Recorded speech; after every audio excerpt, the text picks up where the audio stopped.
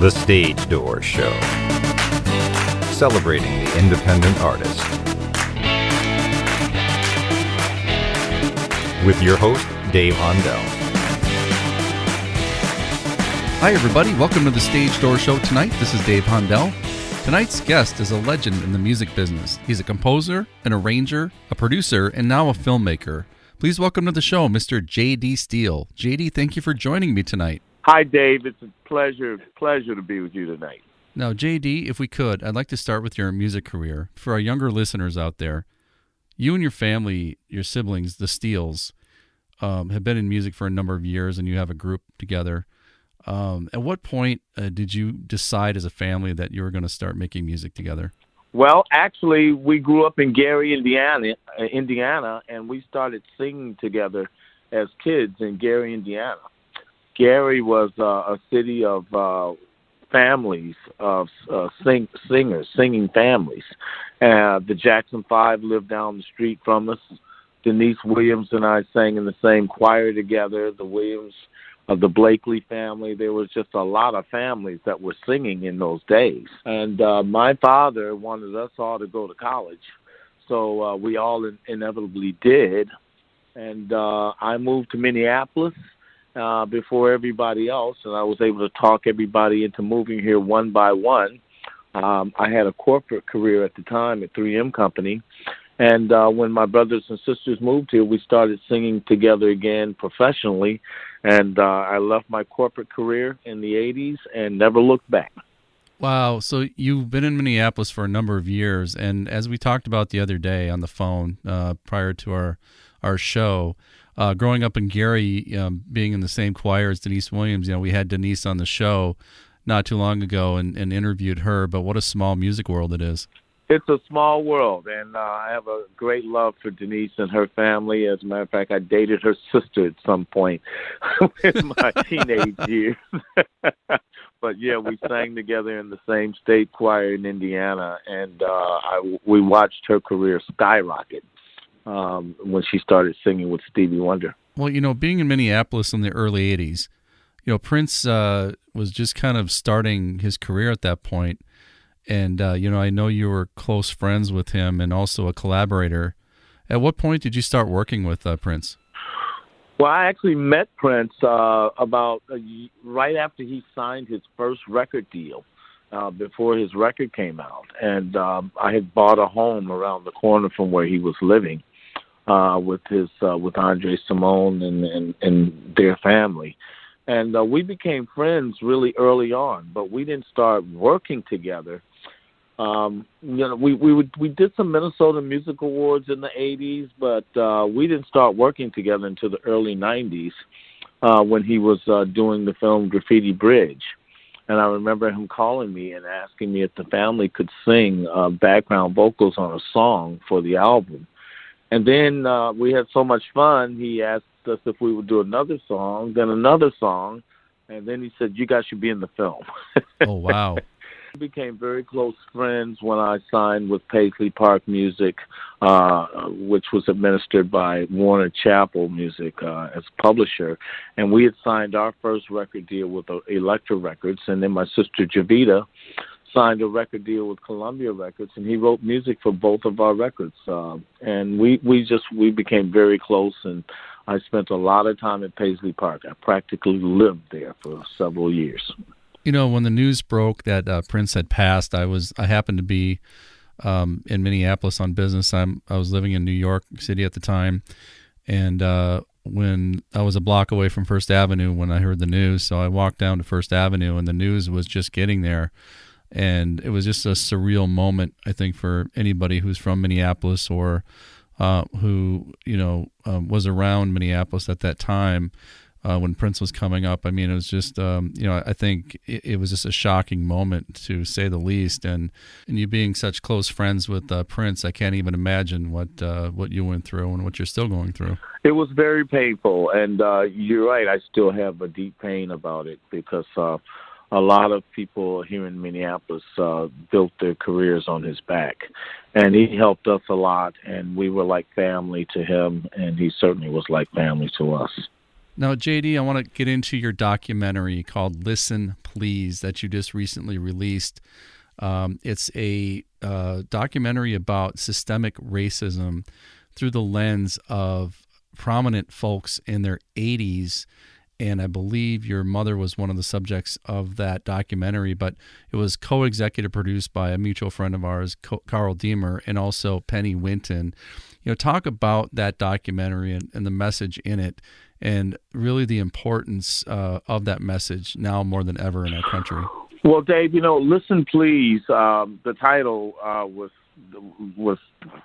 our executive producer, Penny Winton, came up with the title, and she called me out of the blue shortly after the George Floyd murder, and she said, you should do a film on racism. And my first response was, well, I've never done a film, number one, and number two, I have some really good friends that are filmmakers that I think I could refer her to. That was my thought. And then I went to bed that night, and I woke up the next morning, and I had an epiphany. And I thought, I think I could put this together. And I had a very short list of people that I thought would be great to interview that are all octogenarians. My concept was to do something with people in their 80s who have lived it, done it, and seen it. Because when you survive that long, you've been through it. And these people were I greatly admired and respected. And most of all, my mother, who was 86 years old. And I just thought, well, let me just interview Mom and see what she has to say. And she told me stories that I had never heard before. And I was just moved to the max with the stories that she told, and didn't realize some of the things that she had to say, even though I knew about her encounter with the Minneapolis Police Department 25 years ago. I didn't realize that it scarred her so much to this day. Elder Mahmoud El-Kati is like a modern-day griot. He is just steeped in Black history and Black studies programs that he started all over the Twin Cities, and he's just well-known. Dr. Josie Johnson, who's an author, has been a civil rights activist and a mover and shaker in this community for many, many decades. And Bill English is a dear friend of mine who helped start several community centers here, as well as the Urban League. And I wanted to talk to them, and I was so fortunate that they all said yes. The challenge was, the first challenge was getting a chance to meet with them during this pandemic, where we could meet safely, and their families fortunately helped to arrange that to where we could meet. And then the second challenge was, after having 5.5 hours worth of film, editing it down to 18 minutes. Well, it's a very powerful 18 minutes that you put together. Talking about systemic racism, I was recently watching a movie with my wife, and it was about musicians back in Black musicians back in the 30s, 40s, and 50s, and how when they performed for segregated audiences or white audiences, everybody was they adored their music, and they were just going crazy with their applause and their adoration for their music. And then I turned to my wife and I said, I wonder what happens when these musicians walk out onto the street. Are they just another person and no longer adored by those same people? And so, you see systemic racism and, in government, sports, and, music had to be, and still is, I would imagine, to some degree, systemic racism exists, and it has for some time. And I'm not sure if you agree with that or not. Dave, you're exactly right. I mean, I had friends of mine, African-American friends of mine, who said to me while I was doing this film that they weren't sure if they knew what systemic racism was. And I was really clear as to what systemic racism is and has been for a long time. I've told the story recently about how my family, the Steeles, was commissioned by the Minnesota Opera. Just a few months ago, they commissioned us to do an arrangement of a song by Scott Joplin called from the opera Tremonisha. If you get a chance, look that up. Scott Joplin as you may well remember, created ragtime music in the late 1800s.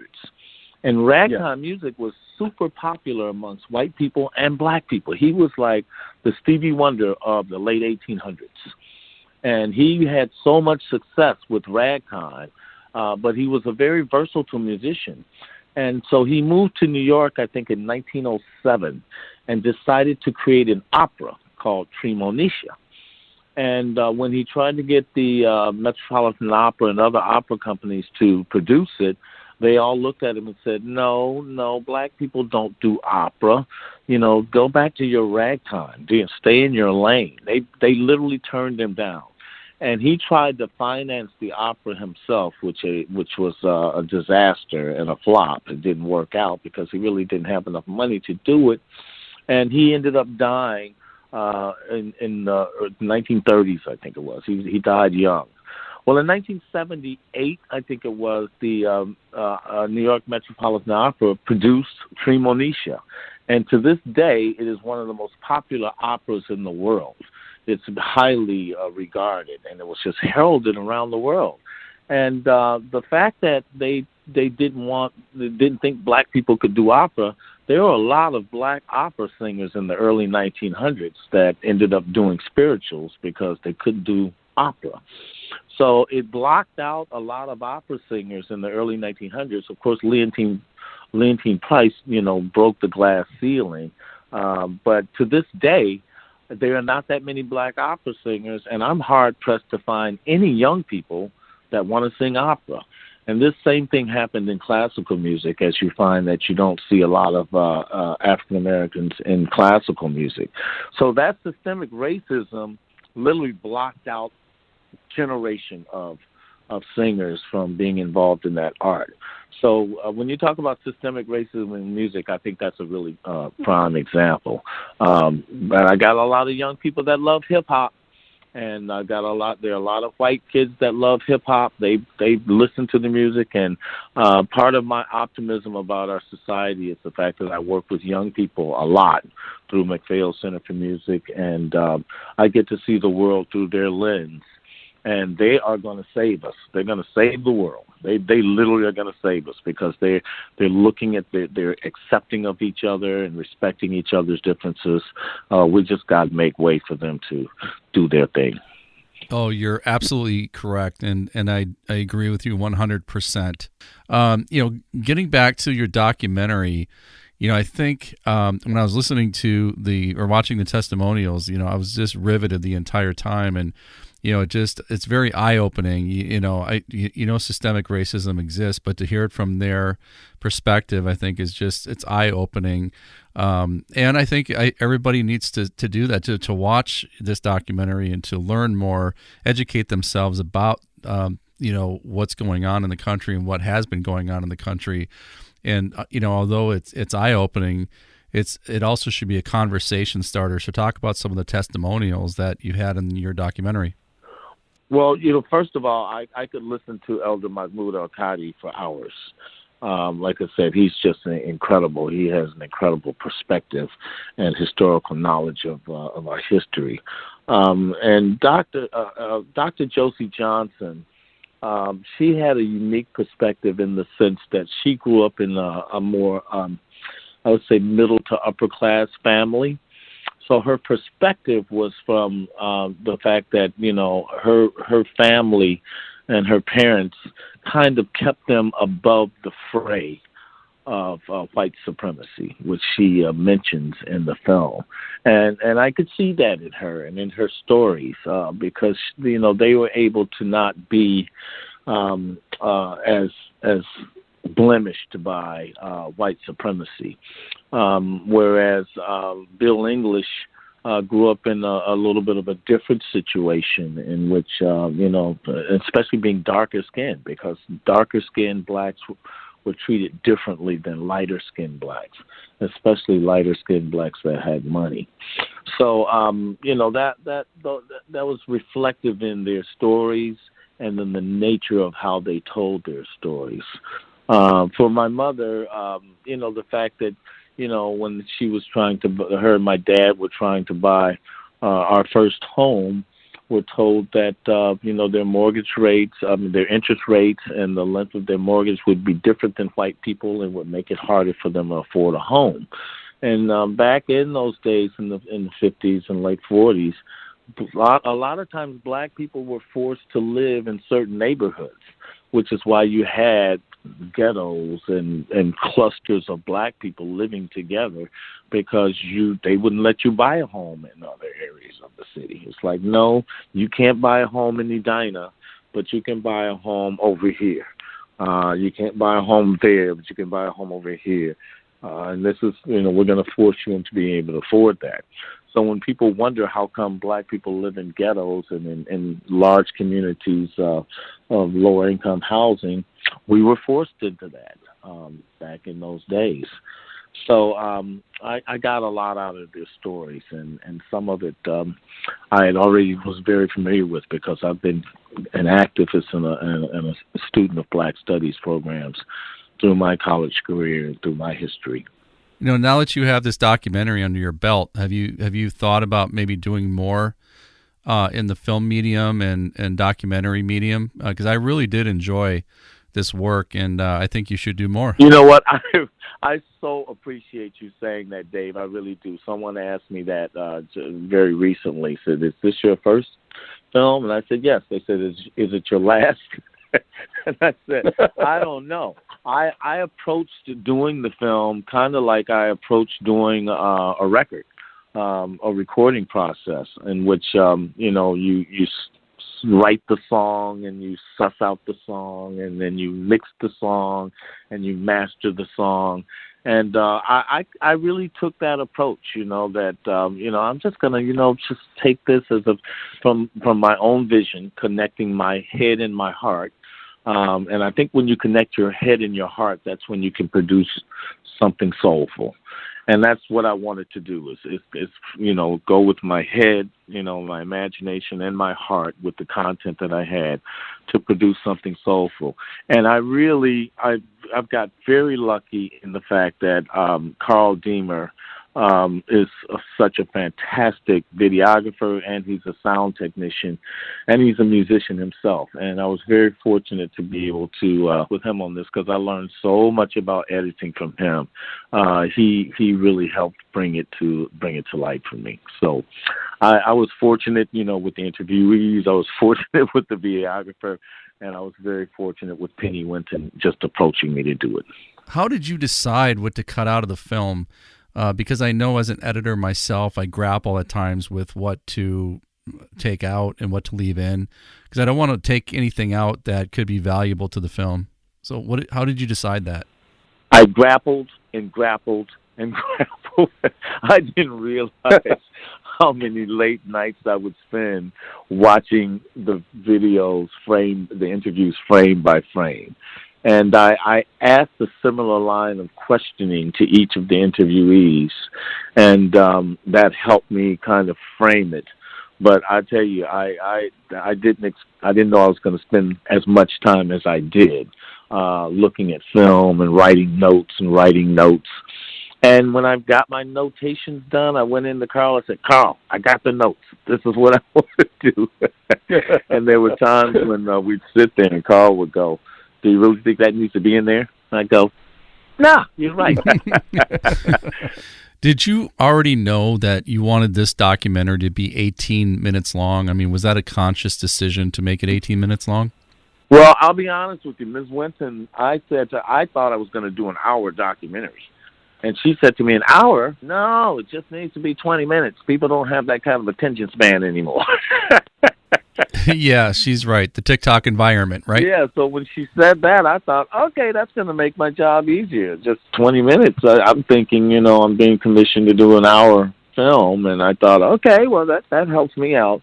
I'm so glad that we just did 18 minutes, because an hour documentary would have taken me a lot more time to put together, but I did have a lot of content that I left out, and to be honest, I could do an hour documentary on each one of those people.